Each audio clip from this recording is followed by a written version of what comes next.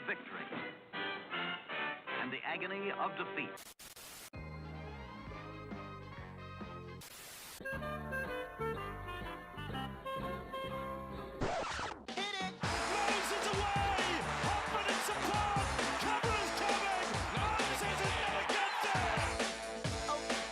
Madison, great ball around the corner, Penasini, he beats them all! Junior Polar out wide, bumped away from Trindle, Sharks coming through, none of them can hold him! Good evening, ladies and gentlemen. Hopefully our stream is okay. I can see I'm dropping some frames here, so if you're in chat, bear with us as I hope my internet stabilises. Hello, ladies and gentlemen. Welcome to the Instant Reaction podcast from round 22 of the NRL. Parramatta Eels going down by 6 points to the Melbourne Storm in a really hard-fought contest at CommBank Stadium where, unfortunately, we were left to rue some costly red zone inefficiencies.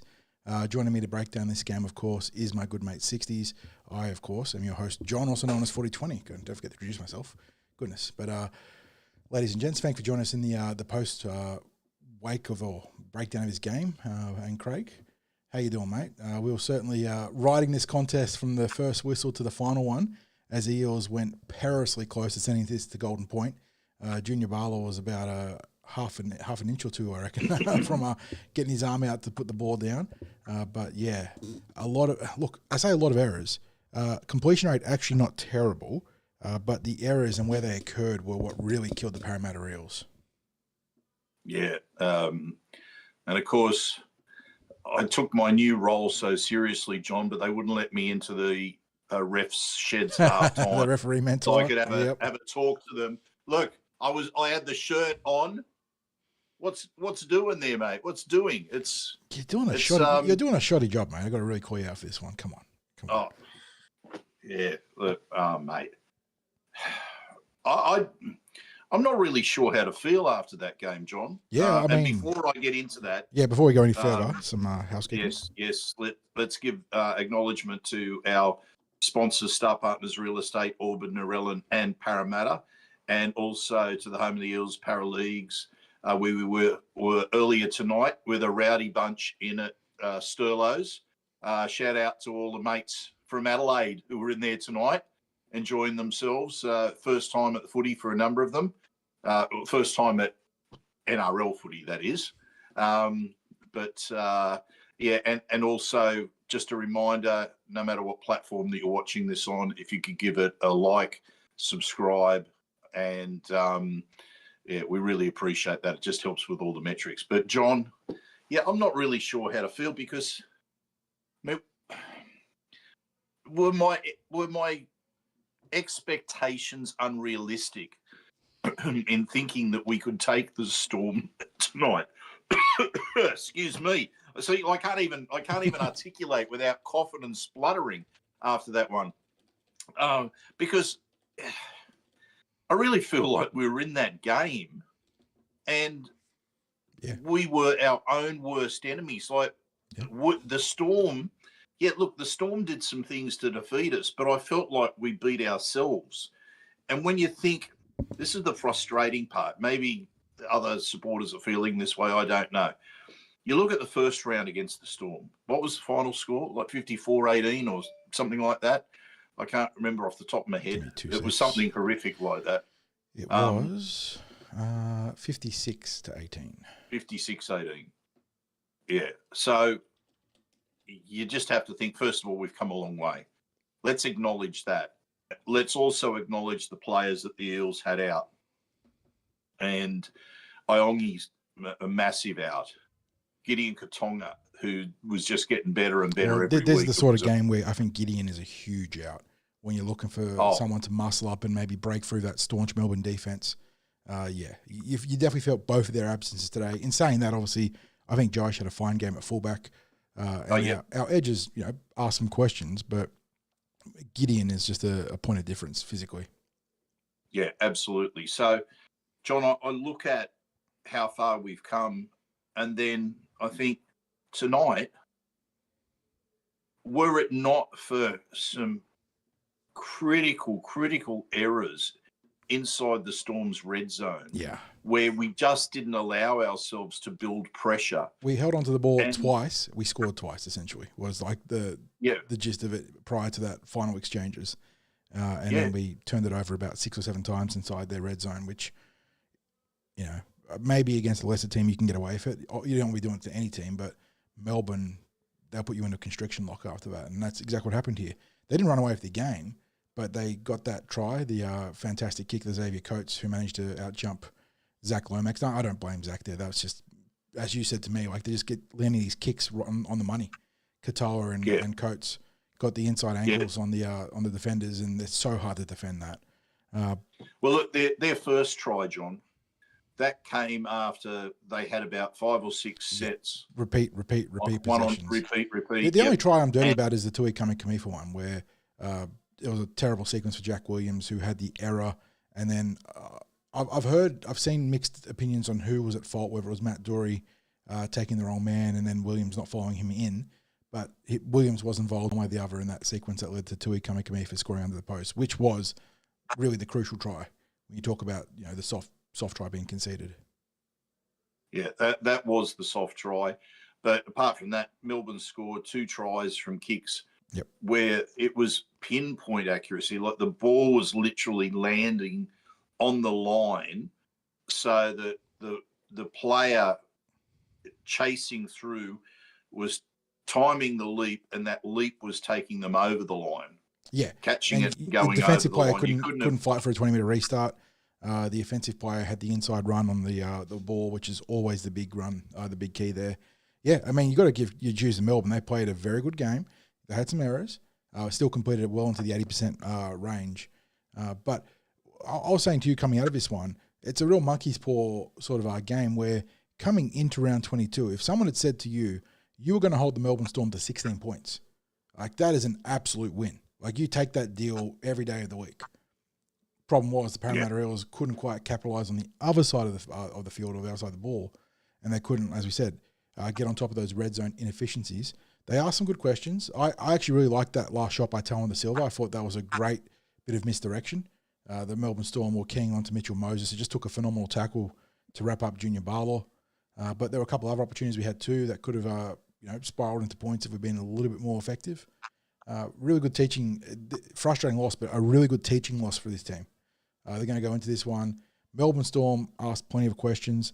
The Eels defense had missed tackles. We're going to go through the numbers soon, and some of it's not pretty, but they kept turning up in numbers. And Melbourne kept trying for that outside-inside play around the ruck, and while they came close a couple of times, there was always someone making the last tackle, which is really encouraging because Melbourne kill you with their relentless ability to attack that way. And the Eels, despite showing some fragility there, managed to bend and not break. Well, John, I think in the upshot, the line break count was something like Eels making 4 line breaks to the Storm 1. I think it was something like that. You might be able to double check that. I will double check that for you. It was 4-1 as per NRL's match centre, correct.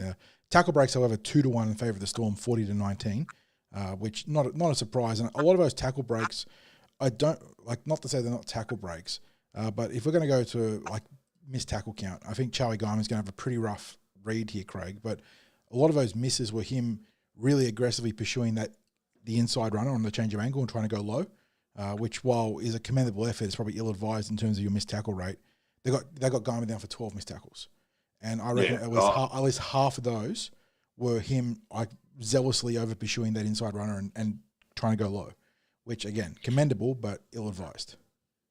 I said to you in the first half, I fear that his missed tackle count is going to look pretty awful because it was when you miss a tackle like that, it looks spectacular is not the right word, but it stands out, doesn't it? Like, it is quite telling or obvious in terms of the TV broadcast and even watching on the sidelines.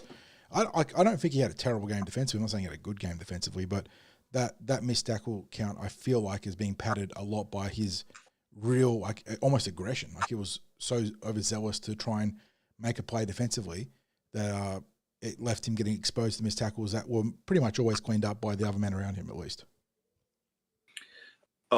You'd have to have a look at the tape I never have a problem with a missed tackle where a player puts the ball runner off balance, makes it easier for the next person coming in to finish them off. But I'm not sure how many would have necessarily fitted that category for Charlie. It was, I guess it's a bit disappointing because his numbers the previous week were really, really good. And look, he may well have been following what Jason Riles asked for in terms of the game plan, where maybe he told him not to worry too much about what stats might look like, just charge up, put the pressure on. So, but John, yeah, it's a hard one to break down. I wanted that win. Maybe it's just that I wanted that win. Maybe I wanted it more than, I guess at times this year you were almost not able to accept, but given how we started the season, losing by just 6 points to the Storm, as you said, you feel like that's a really good effort. And it was a really good effort. But I keep coming back to that. It was another one of those times, and we've had a few of them this year, where the game was there to be won. Oh, yeah. There is no doubt. Didn't do it. And look, there's a reason why it hasn't happened, which is we've got some inexperience there. We've got some players that are missing. But at some point you go, okay, look, we've had bad errors at bad times in different games. You just like to get a game where, like last week, the completion rate was really good. We got most things right. We got the win. This week, we got too many things wrong, really. So, have we actually got people in chat at this? Oh yeah, we got plenty in hour? chat. We got plenty in chat. Still turning out the faithful here to commiserate a loss here for the Parramatta Eels. So we do appreciate that. Am I being too negative? I have to throw it to chat. Am I being too negative here? Like, I don't know. Let's gauge chat's opinions, because I've seen both sides of the column here. People being frustrated with like the errors and the missed tackles and the opportunities that were squandered. I've also seen people being quite happy with the effort in general, which I don't think either party's wrong here, but it is a cool. I suppose it'd be cool to gauge what chat's overall temperature is on this game. 2 point win against the Brisbane Broncos, backed up into a 6 point loss against the Storm. Where's the barometer at, guys? What are we feeling from this one? Are we encouraged? Are we frustrated? Is anyone disheartened? I'm not disheartened. I'm probably frustrated, John, because I feel like we're so near and yet so far at this point. Like you can almost taste that this is I guess it's a prelude maybe to what next season might have in store, because another pre-season as a team and they really start to gel and maybe there's less errors. I don't know. We're getting the full gamut here. This is really interesting. Michael Formosa says he can see both sides, which I think is the cerebral take on it here, because I don't think this is a nuanced take, right? Like there is elements to both sides here. Mark's in agreement with you, saying that we need to ice these moments. Can't keep saying the team is young and learning. He's also frustrated with Hopgood, and because Hopgood isn't learning, but he's the one dropping the ball each week. Yeah, look, Hopgood I think had a couple of good games and unfortunately took a big step back tonight, which is really frustrating. I don't know if he was thrust into that lock forward role at the start of the game because Luca Moretti was promoted over Dylan Walker. Psychologically, maybe something's there. I don't know. But he did make a great cover tackle, but he also had a couple of really bad errors. I don't think he missed a tackle. Defensively, he was ultra strong. But it's frustrating when the errors that he's made. Oh, the one he dropped in the second half.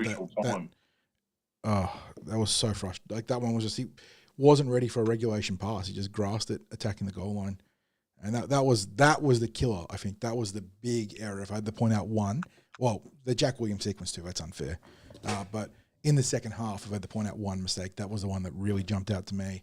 I think we just forced the error off the Dean Hawkins kick. Was that the full passage of play there? And we go right. It may well have been, yeah. And But going through here, Josh Randall's on your side too. I feel the same as 60s. You can see the improvements that we coughed up too many silly errors and beat ourselves more than they beat us. Yeah, I think that's the big one out of this one, Josh, is that we beat ourselves more than the Storm beat us, which I suppose is like, what's the opposite of a backhanded compliment? Like a front-handed insult where you sort of look at the game and say, yeah, we lost that. And you sort of, that's almost a good thing. I don't know. Like, it's not a good thing if you keep doing it, but against the Melbourne Storm of all teams, if I keep myself in camera, sorry. Yeah, I think you go back to the chalkboard in this one, you look at the tape and you sort of look at the kinks to iron out. And I suppose that is a reminder too, that this is not our first choice spine. I know it's still a relatively, not full strength, but a lot of pieces in it spine, but they've been juggling on the fly. And we're seeing Joash, again, if you watch the tape tonight, he was playing halfback as much as he was playing fullback. He was regularly being the primary receiver on these backline movements. It's really interesting stuff. I suppose it is an indication that he is still very much being viewed as the 5'8" candidate moving forwards. But he has some really good touches. I actually like the way he can shape our movements left to right. The way he can drift and accelerate and then straighten up is asking some very good questions. And I think you go back and look at that Charlie Garma try, all the important work was done by what Josh did there. Yeah, agreed. Absolutely agreed. John, you're just going through who we've got there in chat. We should also say our thanks to some people who came and introduced themselves tonight, some of our listeners. I think we had Jamie from the Central Coast.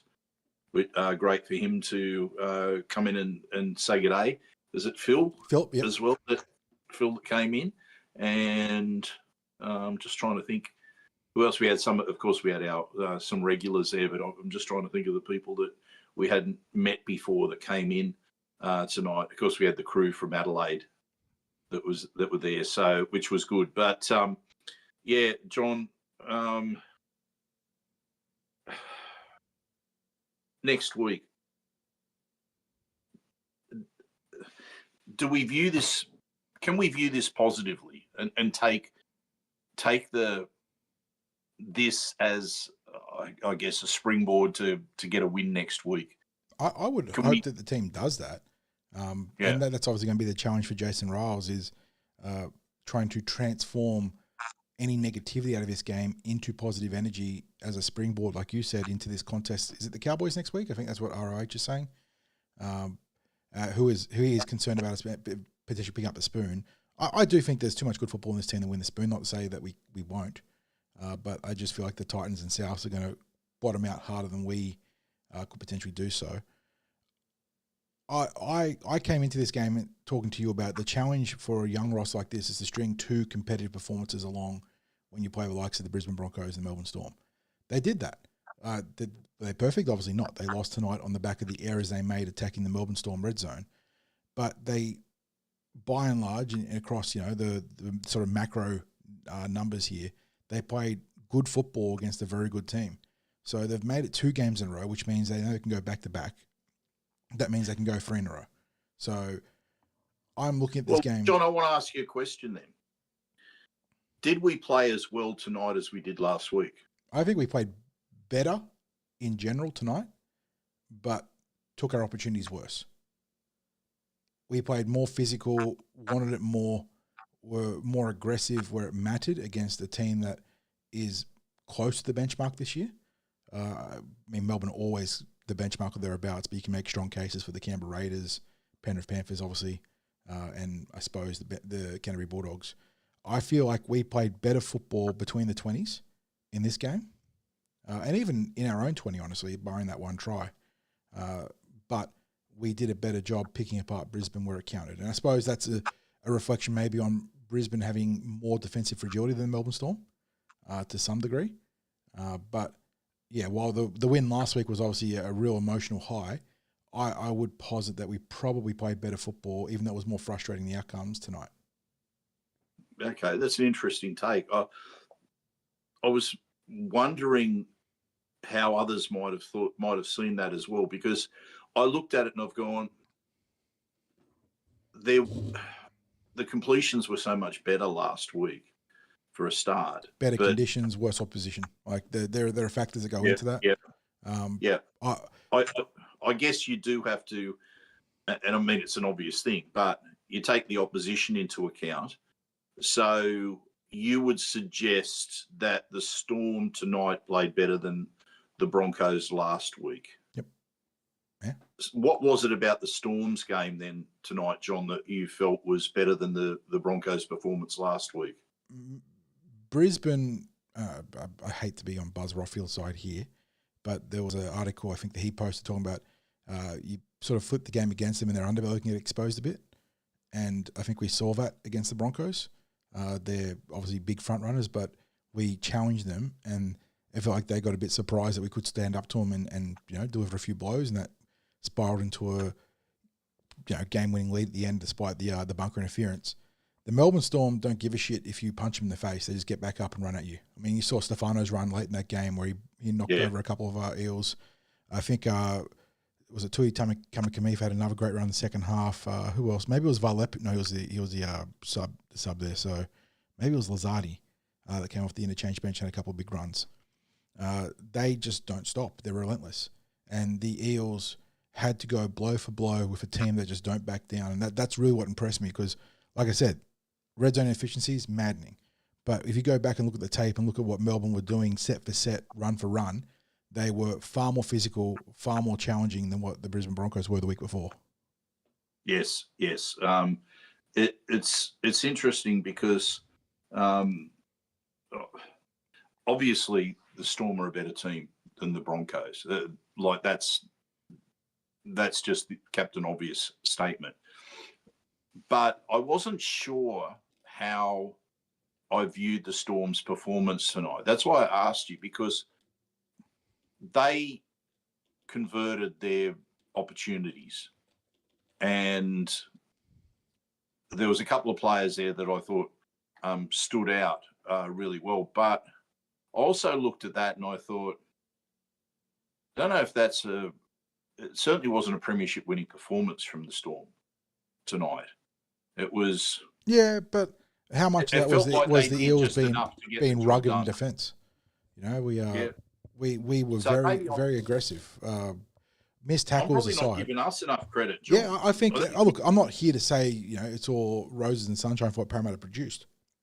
But I do think it is a slight disservice to the team aggression in defence. Like, yes, Charlie Guyman misses 12 tackles, but every time he missed a tackle, there were 2 or 3 guys pouring in after him.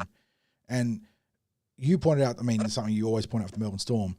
Every time they spotted a man down, I think the Fox got clipped by a boot early on. Instantly attacked the right edge. The Eels scrambled. Gave up meters, yes, but they scrambled. I think that the dedication and the focus was there defensively, barring obviously the Tui Kamikamifa try. But yeah, offensively, still a while off the pace. And Scott Whitney was in chat saying he felt that the offense was too sideways, not asking enough questions. I don't think that's an unfair criticism. I think that's a bit of a trap against Melbourne too.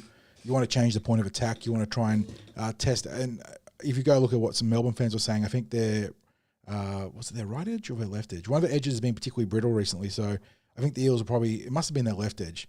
The Eels were trying to exploit that, it felt like, but couldn't quite get the balance of straightening the attack to shifting the ball quite right. Conditions playing a factor there too, because again, Melbourne weren't shifting the ball around aggressively. The Eels were being more sideways and more lateral than them. But yeah, I think that the Eels went blow for blow for Melbourne. I don't think they should be slept on. And people were saying they felt the Melbourne Storm played pretty poorly in chat. I think that was a function of the Parramatta Eels as much as anything else. The Eels really fronted up, played physical football through the ruck. They got bent a couple of times, but they didn't break.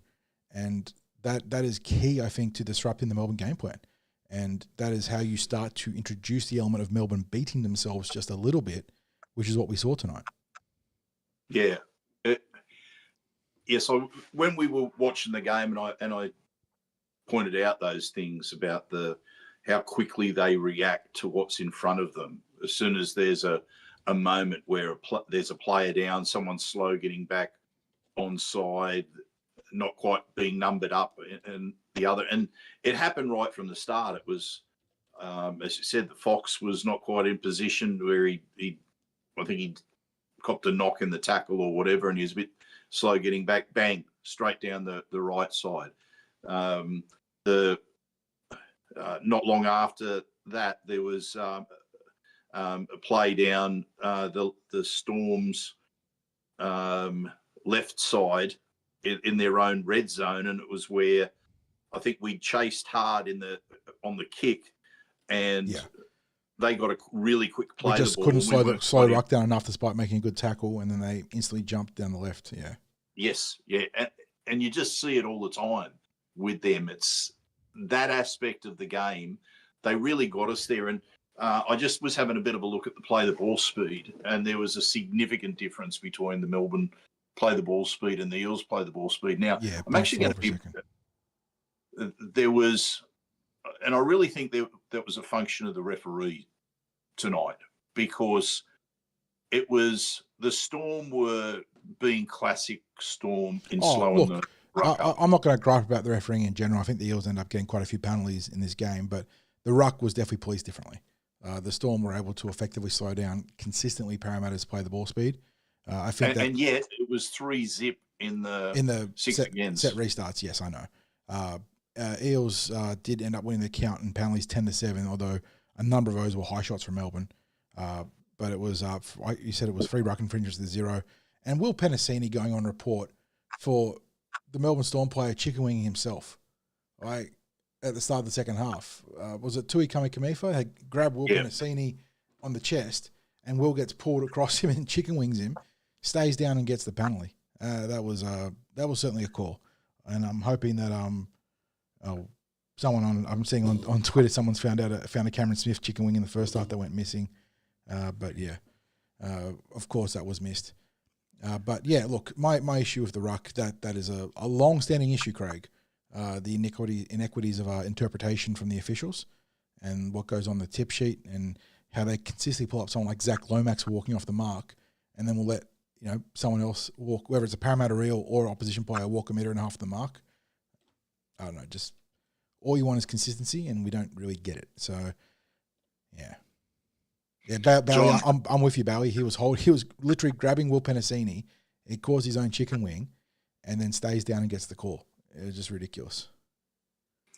Yeah. So, John, I'm still trying to mentally work my way through my frustrations after tonight, and obviously there are some people in chat who feel similarly. At the same time, I feel like I'm not giving our team enough credit for how far we've come, because I have to keep going back to that round one performance against the Storm, where we looked like a bunch of strangers that had been introduced to each other in the sheds, pulled on the Eels jersey and ran out there. That was the level of cohesion that we had, especially in the first half in that game in round one. What we had tonight, to be only 6 points down at halftime with a 60-40 possession split, something like that. Yep. Look, if nothing else tonight was, in terms of effort, just sheer effort, I'd give it an A in terms of sheer effort. In terms of execution, I'd give it a C. And I guess maybe overall that puts it at a B in terms of a match performance. I think any time you get within 6 points of the Melbourne Storm at this time of year, considering the two states of the rosters, yes, they had a couple of outs in Hughes and Loiero, but they also had some big ins in Munster and Pappenhausen. I'm always careful not to wallow too much in the negatives, as much as I'm also reticent to say, hey, we did great. I think you can't get too bogged down in being negative here, especially when you look at the journey from round 1 to round 22 and where the Eels started and where they are right now. And I know there's concerns about winning the spoon, and I know there's concerns about offensive inefficiencies. But again, the Eels are still somewhat makeshift. Joe Ash is playing fullback.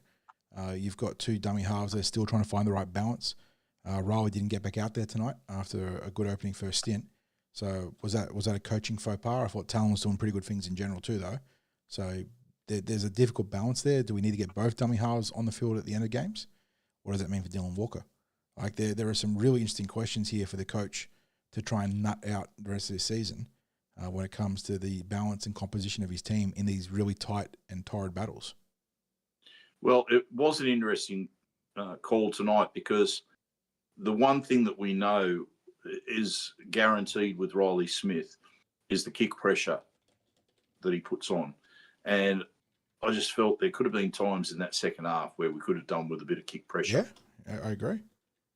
And who knows, maybe, and I mean, it's purely conjecture, but might it have impacted how perfectly Cameron Munster was able to land that kick for Coates for the match-winning try? We don't know, but I don't know whether there was an injury with Riley. Yeah, that's how we're not cognizant of was maybe he was banged up. It's not easy for a coach to juggle all these things. We'll get the questions in chat soon, guys. I know there's a bit of some questions about potential debuts on the weekend for the New South Wales Cup and whatnot. I'll get there. But yeah, I don't know. It's definitely a game that you're going to look back and say. One of these games, John. Yeah, I feel like even though you're being so positive, there's still part of you where you know. Oh yeah, like you come out of this game and you add it to the litany of games where it's a coulda, shoulda, woulda result. Like the Eels were right in it for the win here. Just again, Melbourne's experience in the big moments made the difference. They were able to get some important pressure in the second half to set up certain field position opportunities, and I do think they were. In terms of their kicking game, were able to maybe exploit a couple of offside calls that were missed. I think it was Sean Bloor that got the penalty for being taken out. I'm pretty certain he was a step and a half in front of the kicker on that play, but the penalty went against the Eels. How many times as well did the ball just end up bouncing perfectly for them when they threw the ball away? Oh, they had some very loose possessions, and were not made to pay for it. A number of contentious knockback calls as well. My issue with him, I call him contentious. The referee pulled up Jermaine Hopgood and Junior Barlow in the first half for a borderline pass that was ruled to have travelled forwards into the junior, flip-flop tip back, which I'm fine with him calling. But again, it didn't go both ways. And there was a number of line ball knock-ons. There was one where the footy gods saw justice dispensed very quickly off that line dropout, Craig. You were up in arms about the Munster drop there. Munster or Rippenhausen? And then I think next play, the ball popped out anyway.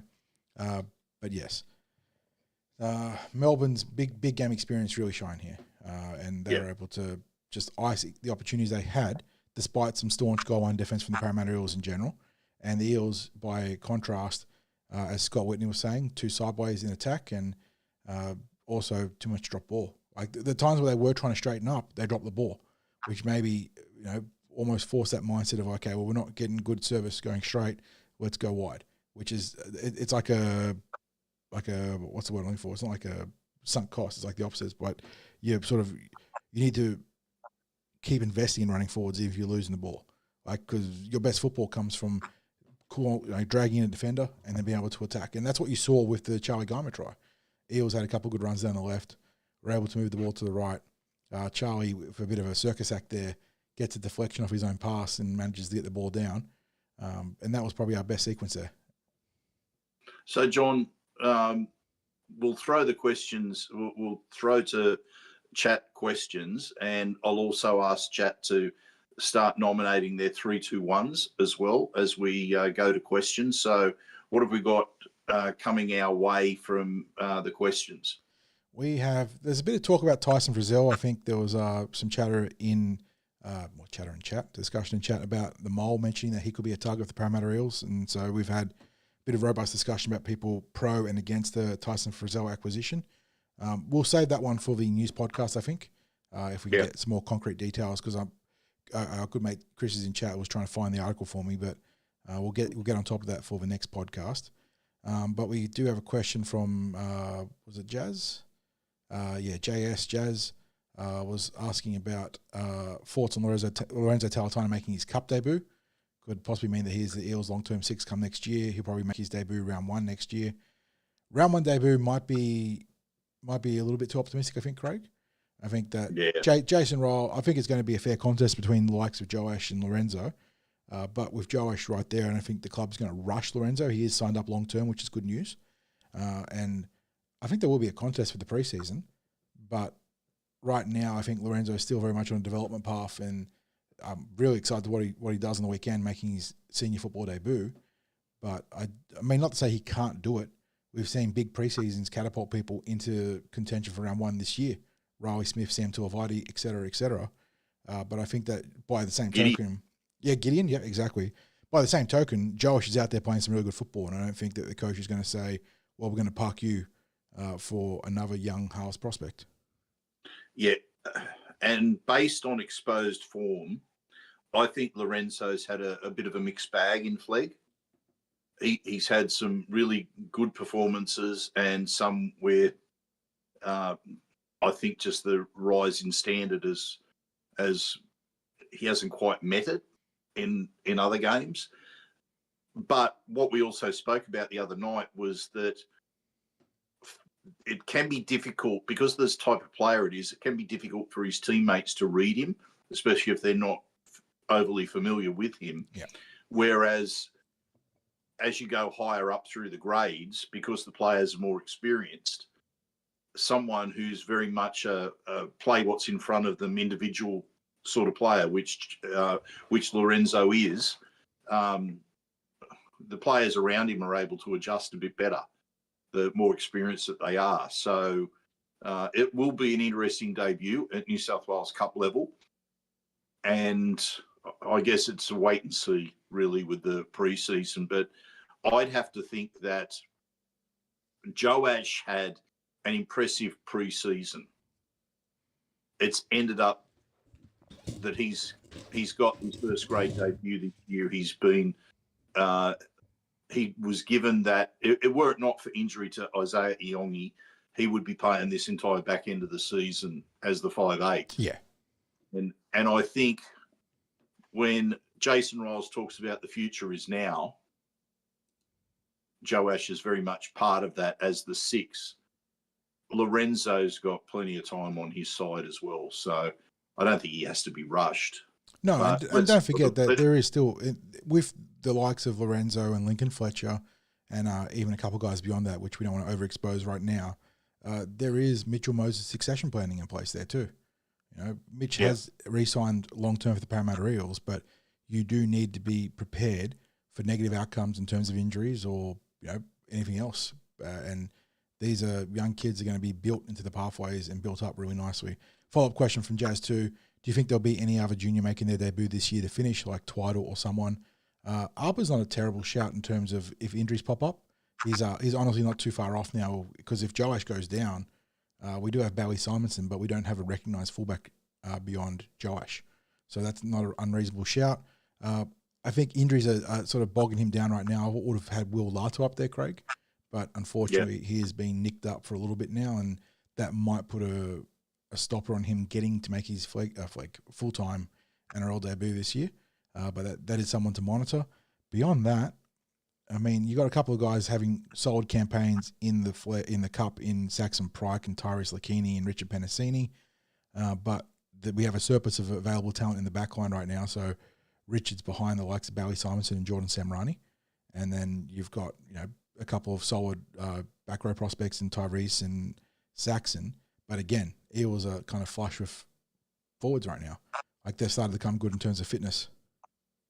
If there was another debut, I would find it unexpected. I'm not saying it won't happen, but I would think it would only come if Jason Riles just made a decision. You know what? I'll give these blokes a taste of first grade. Yeah, last couple of games of the season, it could be exactly. It could be someone like Richard Penasini, who has done a fair bit of senior football now between pre-seasons and the New South Wales Cup. Could be someone like that. Could be Arthur Twiddle. So yeah, but right now, but if I was putting my money on it, I'd say no more debuts. Yeah, I don't think there's going to be any enforced debuts. That to be a horror injury run from here. What do we got going through chat here? Got some 3-2-1s filtering. That's good work, guys. I'll get to them shortly. And then Josh Randall, again, on the same sort of thought. You know, I'm a huge Arpa fan. Is there any world in which you can leapfrog Joash for the 6? I think, obviously, Joash has got a bit of a march on him right now. But in the preseason, I think Arpa could narrow the gap a bit. But might end up being a victim of his own versatility to some degree. Yeah. Look, I think there's definitely that. He's played far more fullback than anything else this season. He has played a bit of in the halves in the past, and I'm pretty sure he played in the halves before he came to Parramatta in the SG Ball. The thing about Harper is that he was late to start the preseason as well because he had an injury late in his season last year and had an operation. I'm just trying to think what it was again. But anyway, it doesn't matter. He was quite late to come into the preseason. If he stays healthy through to the end of this year, then he gets to start the preseason on time. And who knows where that might lead him. Being there day on the preseason is so important to get right into that contest for any given positional battle. Great comment from Chris, by the way, for salute to a departed Eel. Can I just add that Brendan Hands has been an awesome servant to the club and wish him the best. Yeah, Brendan was fantastic in his time as a Parramatta Eel. Obviously didn't finish the way he would have liked, but has always been a great influence for the Eels and a really good story coming across from Penrith. And his family being really good too, supporting both him and the Eels. Yeah, absolutely. We had the pleasure of meeting Brendan's family, which was nice of that. His mum in particular came down and introduced herself literally just after he joined the club down at our podcast. And I think from memory, we were up in Jack's. Yes, we were in Jack's. Yes, correct. Yeah. In the halcyon days up in Jack's. We do love our time in Steelers. 2023 there when with that. So and also we brought the news of the departure of Matty Hunter. Yes, officially confirmed by the Newcastle Knights today. Yeah, so 3-year deal with the Novocastrians. That's a good opportunity for Matty to progress his career. It's a shame to lose him, but we've just mentioned 3 or 4 guys that are competing for that spot. Not even talking about the likes of Dean Hawkins, who is the incumbent 6 right now, obviously with Joe Ash sort of in the periphery there, and also Ronald Volkman. So, yeah, well done. I mean, well done to Matty, honestly. I hope he has a great career as a Newcastle Knight, and maybe he finds his way back to Parramatta Eels down the road. Who knows? Got a good comment from Andrew Collier, who gives us some great insight from the press conference, which sort of falls in line with what you're saying, Craig. In the media conference, Ryle said we had lost the game today. They didn't win it. He also pointed out that the systems in Melbourne have been present for around 20 years, while we've been doing it for 20 weeks. Yeah, and look, you don't want to make excuses for failure and whatnot, but there is at least reasons behind it, and that is the big one. It's 20 weeks versus 20 years. And even if you go away from 20 years, it's Cameron Munster been there for a decade. It's Harry Grant been there for 7-8 years. Jerome Hughes, who wasn't present but is still there orchestrating things for the club. Been there for 5+ years and ingraining himself as one of the top halfbacks in the competition. There are so many reasons why Melbourne is so hard to beat, and like I said, 20 years worth of evidence right there.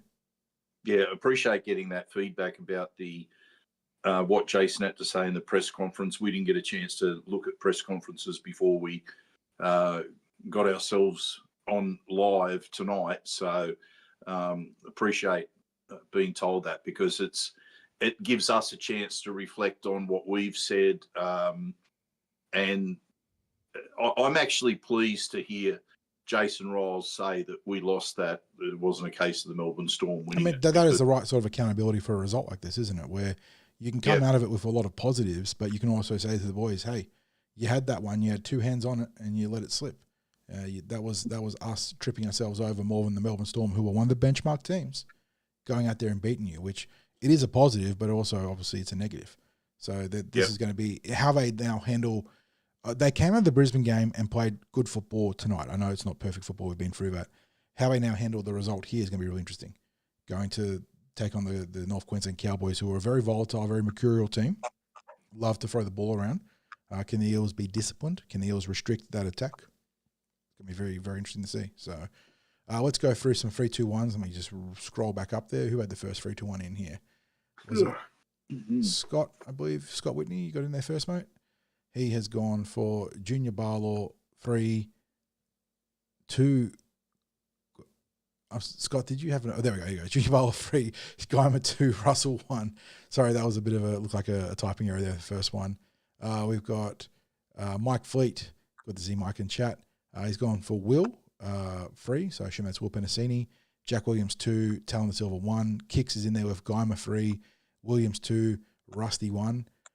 Got Walker 3, Russell 2, Penasini 1 from Michael Byrne. Bailey Hughes, Walker 3, Russell 2, Joash 1. Josh Randall, Walker 3, Dury 2, Russell 1. Mitch C, 3 for Williams, 2 for Walker, 1 for Joash. Any more 3-2-1s? I think that's it. Night, Josh. Thanks for popping by, mate. Interesting, some votes there, isn't it, Craig? I think a couple of guys that had a few errors to their name there, but obviously the effort really imprinting itself on the fans watching here. Good to see Rusty getting some love too. And I saw a comment saying that, I say amusingly, but also interestingly to reflect on it, that Russell and Hopgood have swapped career trajectories this year.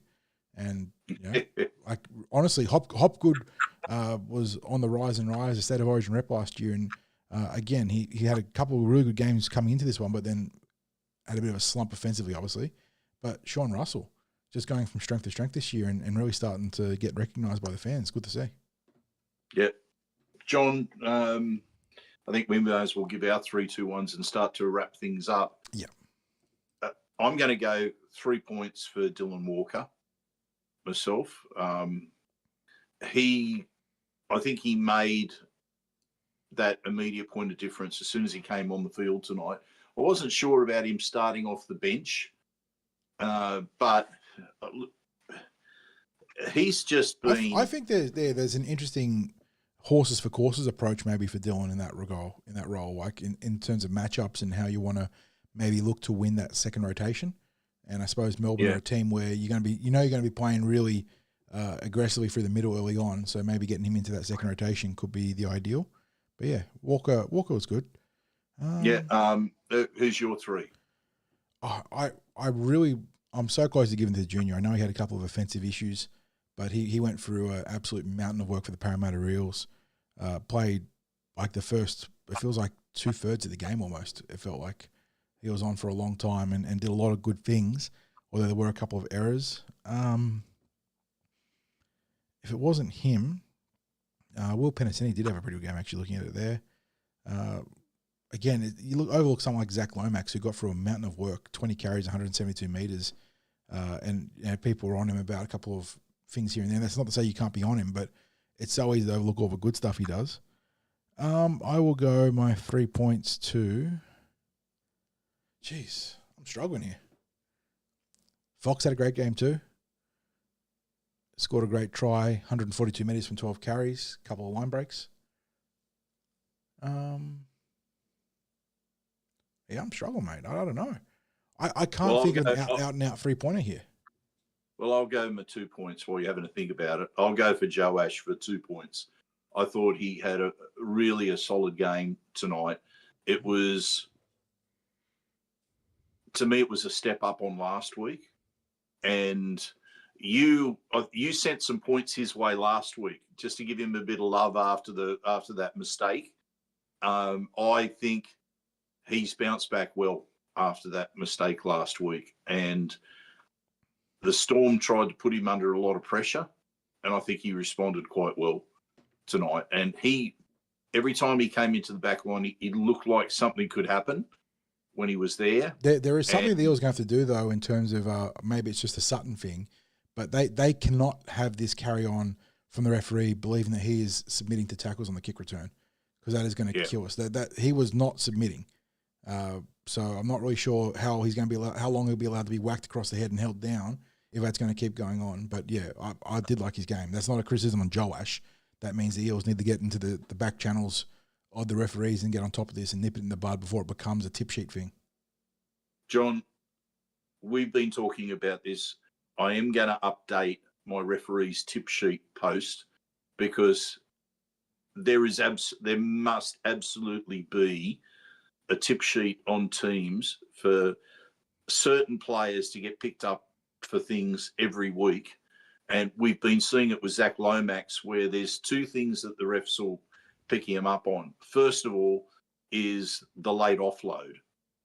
And the other is where they consider that he's gone off the mark when he's still fighting for the tackle. And they go, no, you go back and play it back there. It happens week after week. And I just think to myself, they've got a tip sheet. They've got a tip sheet. They are looking for the same things with certain players. Even it's like they come in with a preconceived idea that a certain player is going to do certain things. It has to be.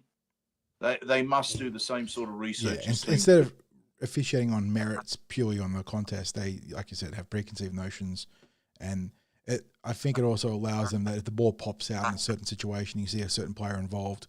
Well, he was on the tip sheet for having hands on the ball. I'm going to rule that he had hands on the ball. You know, those sort of things there. Yep. I've been ruminating on it, and even though he had a couple of errors, I really can't go past Junior. You know, he had big meters, big tackles, good defensive efficiency. Again, trying to be a bit of a firebrand in defense, took a couple of really strong hits. 66 minutes in the front row against the Melbourne Storm, like that is a big ask.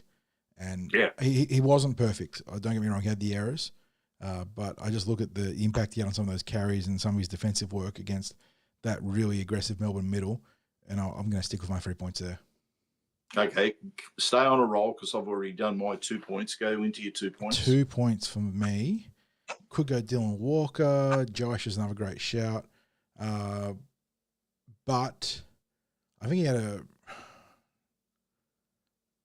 Just trying to think here. I think I'll go with the Fox. I think, just again, good work rate out of the back, 12 carries, 142 metres, scored a really nice try. When he got fishtailed out to the sideline, I was really concerned that he'd gone into touch, but had the wherewithal on the forefoot to kick those legs up and sort of like get frog legs going and managed to avoid the chalk. And he had some really good carries against that Melbourne defensive line. Yeah, and finish it with your 1, and then I'll give my 1. And then 1 point... Joash, Will, Sean, all good mentions there.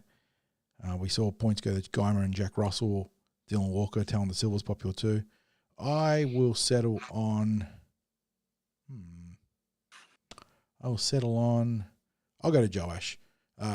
Fullback against Melbourne Storm is always an incredibly challenging position to play, isn't it? And he had a couple of really good moments, which unfortunately were taken away by the contact on Sean Bloor, I think it was. That was an incredible pickup, by the way. It was almost a mirror of what we saw against the Brisbane game, but he got it right, and he played the ball aggressively in really difficult conditions and had a clutch moment. And what continues to really please me is not his fullback play, which is a weird thing to say about a fullback, but the fact that Jason Riles and Scotty Wisemantle and Sam Moa and integrating him into the attacking shapes as a first and secondary receiver. And that's where a lot of Parramatta's best attacking structures are coming from, which is really encouraging for his prospects at 5'8". And it's only part of the puzzle for him. He needs to obviously hone his kicking game, both long and short, to be the secondary option to Mitchell Moses. And really, the other big aspect that you're not going to get questioned right now is because he's playing fullback is that frontline defense. But the questions he is asking of good defensive outfits right now as a very raw pseudo 5'8", it's really good. My 1 point, John, I'm going to go with Junior because, well, I've already given the 3 and the 2 to backs, and there had to be one of the forwards who was a contributor because, for the most part, apart from that one try where it opened up for Tui Kamika, the forwards held their own against the Storm, and as a consequence, I'm going for Junior for the 1 point. So, like you said, there are a couple of errors there that you would like to have been without, but just in terms of the minutes that he played, the effort that he was putting in, and how dangerous he was in the carries, I have to give him a point. So, have we got any other questions? Sebastian made a great point that I actually made to you or to someone tonight, maybe not you. A bit of talk about the goal kicking, whether Mitchell Moses should take over from Zach Lomax. I was in chat saying, I think goal kicking tends to be a bit streaky by nature, and Mitchell Moses has certainly had dry spells as a goal kicker and then gone really hot. But the other thing that people should take note of is that now that he is officially the captain and he is, the focal point for all the strategy and sort of strategic calls, those stoppages after points are really important for the captain to get into his troops and sort of rally, reassure, reassess, all those key things that you need to do when you're speaking to the 11, because one's kicking, obviously, 11 other blokes in the huddle. So that is a very good point, Sebastian, and a big reason why I think the priority for goal kicking goes to Zach Lomax. so that Mitchell can rally the troops. Yep. I think we're about at that point, aren't we, John? Yes, I think we will wrap up. We're sitting at 15 minutes till midnight here. Gone just about the hour on the recording, 54 minutes for the recording. So thank you, ladies and gents, for sticking around very late in the Thursday night after, we'll call it a heartbreaker. Eels going down by 6 points to the Melbourne Storm. Plenty of teaching tape out of this one, and the big battle now is to go forwards and learn from these errors and learn from the issues and continue to grow as a team. Yeah, absolutely. So, John, a shout out, of course, to our sponsors, Star Partners Real Estate, Auburn, Narellan and Parramatta, and, of course, the home of the Eels, Parramatta Leagues Club. And we really appreciated, as I said, all the people that came in and watched our preview of the big game earlier tonight. The people that came and said hello, again, thank you so much.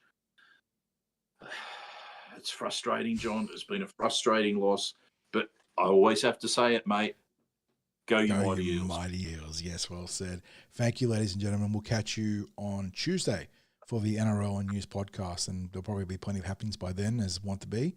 But until then, stay safe and catch you in the next episode.